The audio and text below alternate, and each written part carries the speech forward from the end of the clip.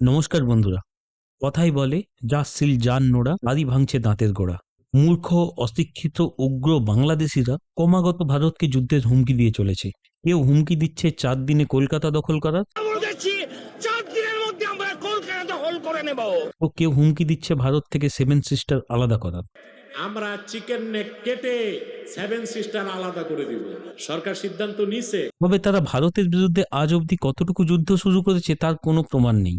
যা হুম্বিতুম্বি সব শুধু মুখেই। মনে রাখবেন, যুদ্ধ এখন শুধু গোলা বারুদে হয় না, আর গোলা বারুদে হলেও ভারত কিন্তু ওদের থেকে বহু গুণ এগিয়ে। সময়ের সাথে সাথে যুদ্ধের পদ্ধতিও কিন্তু বদলে গিয়েছে। ভারত এখনো অবধি চুপচাপ থাকলেও এই হুমকি কিন্তু ভারত হালকাভাবে কখনোই নেয়নি।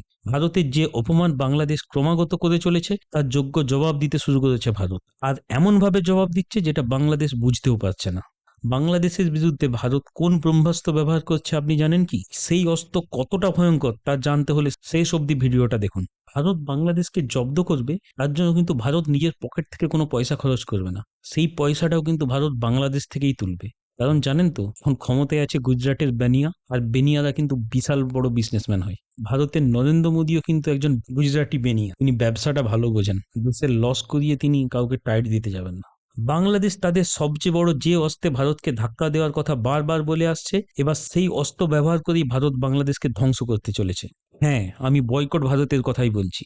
প্রায় 1 বছর হতে চলল বাংলাদেশে তীব্রভাবে বয়কট ভারত নামে ভারত বিরোধী ক্যাম্পেইন চালিয়ে যাচ্ছে বাংলাদেশের এক শ্রেণীর মিডিয়া, ইউটিউবার আর কিছু উগ্র ধর্মান্ধ জনগণ। যেই ক্যাম্পেইনের মূল উদ্দেশ্য ভারতীয় পণ্য বয়কট করা, ভারতের অর্থনীতিকে ধাক্কা দেওয়া, আর সাধারণ বাংলাদেশিদের দেশপ্রেমকে ব্যবহার করে ভারত বিরোধী বানানো, শুধুমাত্র নিজেদের রাজনৈতিক ফায়দার জন্য। কিন্তু 1 বছর ধরেও এই বয়কট ভারত ক্যাম্পেইন চললেও আজ ভারতের চাল, ডাল, আলু, পেঁয়াজ, ডিম, লঙ্কার মতো সাধারণ পণ্যের জন্য বাংলাদেশ ভারতকে বয়কট করতে পারেনি।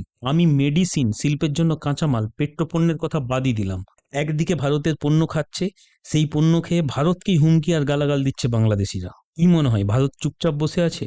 মোটেই না। বাংলাদেশের এই সর্বাত্মক ব্যর্থ বয়কট ভারত আসলে প্রমাণ করে দিয়েছে বাংলাদেশ কোনোদিন পারবে না ভারতকে বয়কট করতে। এবার ভারত শুরু করেছে তার আসল খেলা, আর তাতেই খেল খতম হতে চলেছে ইউনিসেফ।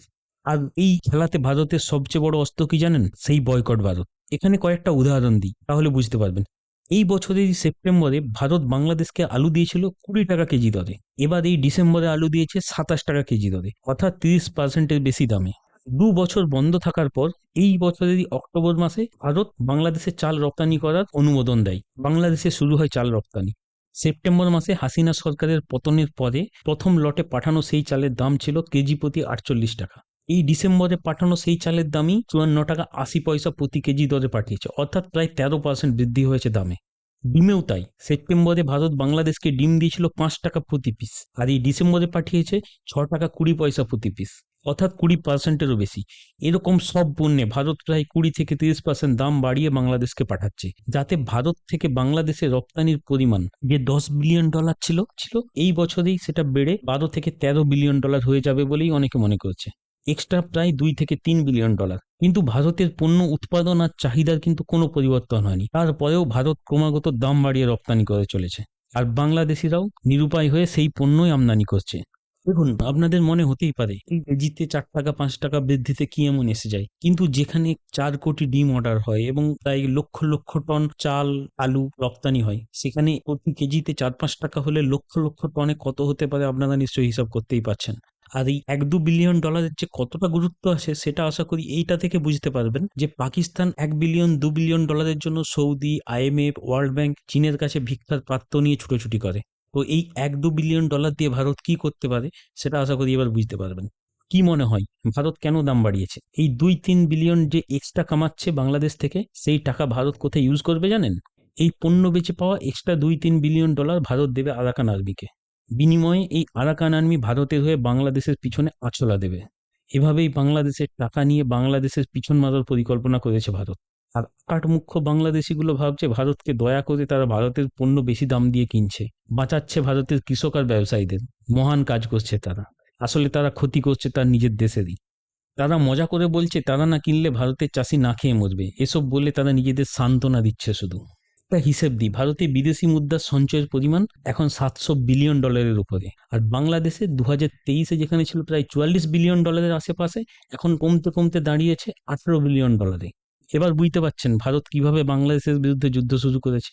আবার অনেক বাংলাদেশী মনে করে বর্তমান বাংলাদেশের অন্তর্বর্তীকালীন সরকারের ভেতরেই ভারতের রয়ের এজেন্ট বসানো আছে, তারাই এভাবে বাংলাদেশের টাকা ভারতের হাতে তুলে দিচ্ছে।